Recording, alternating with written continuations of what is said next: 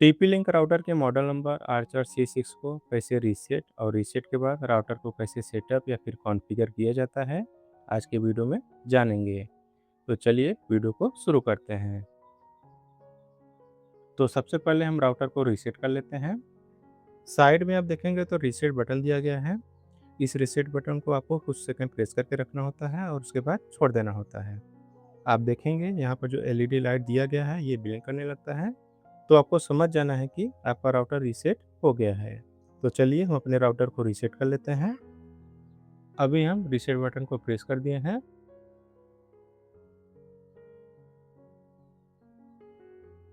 और फिर छोड़ दिए हैं। आप ध्यान से देखेंगे, यहाँ पर जो एलईडी लाइट दिया गया है ये ब्लिंक करने लगता है। इसका मतलब मेरा जो राउटर है वो रीसेट हो गया है। राउटर रीसेट हो जाने के बाद राउटर अपने डिफ़ॉल्ट सेटिंग में चला जाता है। राउटर के डिफ़ॉल्ट सेटिंग का डिटेल्स राउटर के बैक साइड में दिया गया रहता है। यहाँ पर आप देख सकते हैं राउटर का मॉडल नंबर दिया गया है। सबसे नीचे आप देखेंगे तो राउटर का SSID दिया गया है। यहाँ पर आप देखेंगे 2 SSID दिया गया है, इसका मतलब ये राउटर डुअल WAN राउटर है। राउटर को कनेक्ट करने के लिए यहाँ पर पासवर्ड दिया गया है, यानी इस SSID को कनेक्ट करने के लिए यही पासवर्ड आपको यूज़ करना है। साइड में आप देखेंगे तो डिफ़ॉल्ट एक्सेस दिया गया है। इसका मतलब इस डिफ़ॉल्ट एक्सेस से आप राउटर के लॉगिन पेज को एक्सेस कर सकते हैं। राउटर रीसेट हो जाने के बाद या फिर राउटर रीसेट कर लेने के बाद इंटरनेट केबल को राउटर के WAN पोर्ट में इंसर्ट कर लेना है। यहाँ पर आप देखेंगे जो ब्लू कलर का पोर्ट दिया गया है, यही पोर्ट राउटर का WAN पोर्ट है। इसी पोर्ट में इंटरनेट केबल को इंसर्ट कर लेना है।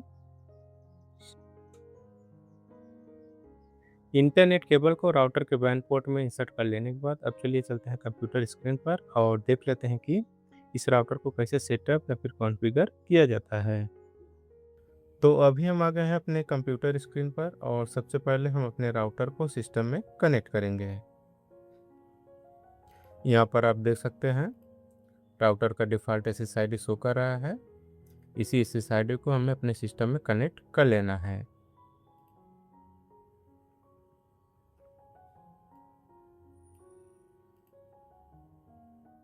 इस तरह से आप अपने राउटर को सिस्टम में कनेक्ट कर लीजिएगा। राउटर सिस्टम में कनेक्ट हो जाने के बाद अब हमें राउटर का डिफ़ॉल्ट गेटवे पता करना है। तो इसके लिए हम कमांड प्रॉम्प्ट ओपन करेंगे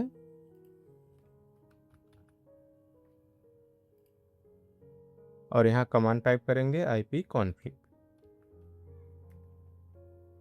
वायरलेस लैन अडेप्टर में आप देखेंगे डिफ़ॉल्ट गेटवे दिया गया है और उसके सामने कुछ IP लिखा हुआ है। यही IP आपके राउटर का डिफ़ॉल्ट गेटवे रहता है। राउटर का डिफ़ॉल्ट गेटवे पता चल जाने के बाद अब हमें कोई भी वेब ब्राउज़र ओपन कर लेना है और वेब URL में राउटर का डिफ़ॉल्ट IP टाइप कर लेना है और फिर इंटर। आप देखेंगे राउटर का लॉगिन पेज आ जाता है। यहाँ पर सबसे पहले पहला काम यह है कि आपको एडमिनिस्ट्रेटर पासवर्ड क्रिएट कर लेना है। एडमिनिस्ट्रेटर पासवर्ड आप अपने पसंद के हिसाब से कुछ भी बना सकते हैं। इस तरह से पासवर्ड इंटर कर लेना है। पासवर्ड इंटर हो जाने पर नीचे आप देखेंगे लेट्स गेट स्टार्टेड का ऑप्शन दिया गया है, इस पर आपको क्लिक कर लेना है। फिर जो पासवर्ड आप अभी बनाए हैं उसको यहाँ पर इंटर करके राउटर को लॉगिन कर लेना है।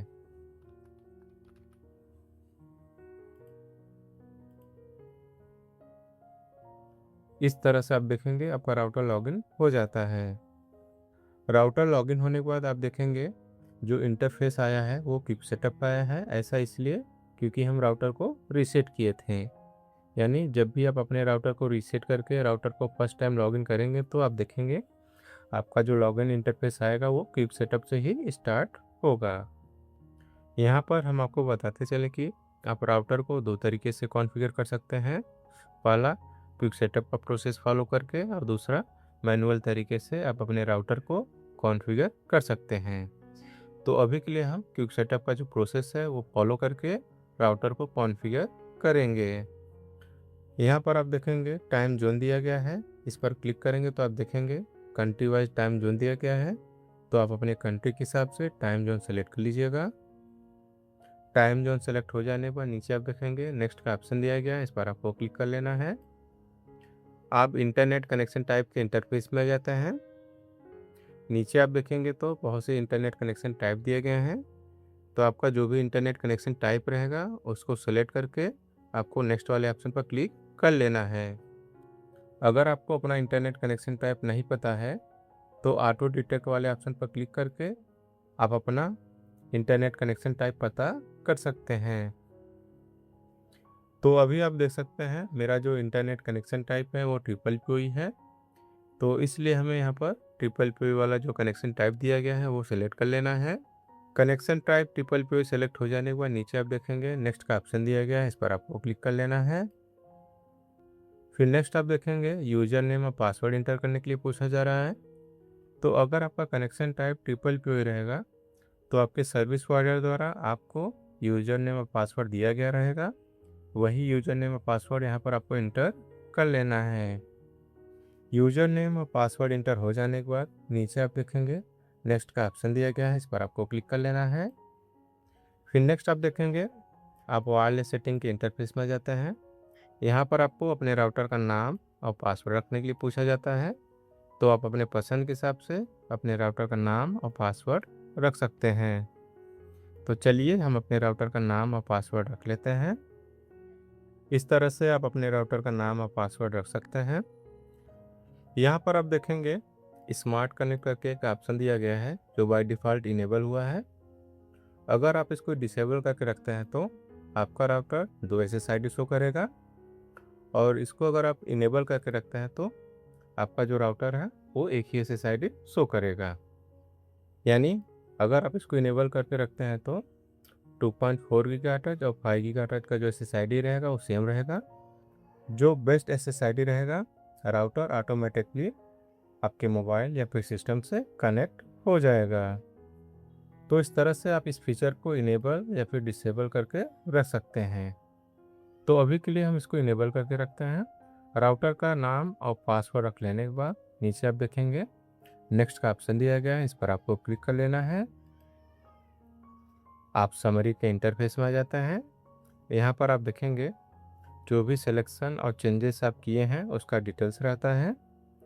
अगर आपको अपने राउटर के कॉन्फ़िगरेशन में कुछ भी चेंजेस करना रहेगा तो बैक वाले ऑप्शन पर क्लिक करके अपने राउटर के कॉन्फ़िगरेशन में चेंजेस कर सकते हैं।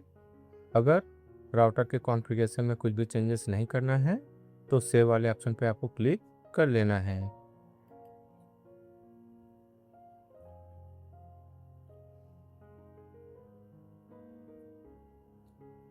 जैसे ही सेव वाले ऑप्शन पे आप क्लिक करेंगे थोड़ा सा प्रोसेसिंग होता है और उसके बाद आप इस वाले इंटरफेस में आ जाते हैं। अब आप राउटर को फिर से सिस्टम में कनेक्ट कर लीजिएगा। ऐसा इसलिए क्योंकि हम राउटर का SSID पासवर्ड चेंज किए थे। यहाँ पर आप देख सकते हैं राउटर का जो नाम हम रखे हैं वो शो करने लगा है। इस पर क्लिक करके राउटर को कनेक्ट कर लेना है।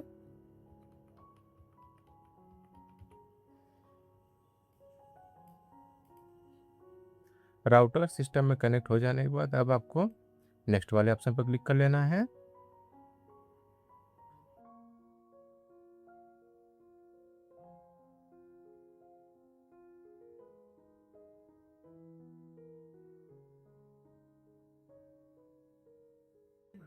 थोड़ा सा प्रोसेसिंग होता है और उसके बाद आप इस वाले इंटरफेस में आ जाते हैं। यहाँ पर TP-Link ID के थ्रू राउटर को लॉगिन करने के लिए पूछा जा रहा है, तो अभी के लिए आप इस स्टेप को चाहें तो स्किप कर सकते हैं। फिर फिनिश। जैसे ही फिनिश ऑप्शन पे आप क्लिक करेंगे आप राउटर के बेसिक वाले इंटरफेस में आ जाते हैं। तो इस तरह से राउटर कॉन्फ़िगरेशन का जो पार्ट है वो फिनिश हो जाता है। नीचे आप देखेंगे इंटरनेट स्टेटस दिया गया है जो कि कनेक्टेड दिखा रहा है, और उसके नीचे आप देखेंगे कनेक्शन टाइप दिया गया है जो कि ट्रिपल पी शो कर रहा है, और उसके नीचे आप देखेंगे तो IP एड्रेस दिया गया है। राउटर कॉन्फ़िगर हो जाने के बाद यहाँ पर आप देखेंगे तो कुछ IP वगैरह आपको असाइन हो जाता है। इसका मतलब ये होता है कि अब आप अपने इस राउटर से इंटरनेट यूज कर सकते हैं। तो चलिए वेरीफाई कर लेते हैं कि हम अपने इस राउटर से इंटरनेट एक्सेस कर पा रहे हैं या नहीं। Speed test. अभी आप देख सकते हैं स्पीड टेस्ट रन हो रहा है, इसका मतलब हम अपने इस राउटर से इंटरनेट एक्सेस कर पा रहे हैं।